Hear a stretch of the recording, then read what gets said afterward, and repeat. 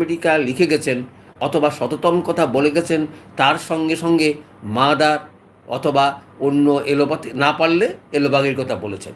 নিজেদের চেষ্টা না করেই আমরা দোষটা অন্যের উপরেই চালিয়েছি। তাহলে আজকের কারণটা কি? কারণটা হচ্ছে আমি আধা ঘন্টার ভিতরে চেষ্টা করব 5টা পয়েন্ট নিয়ে আলোচনা করার।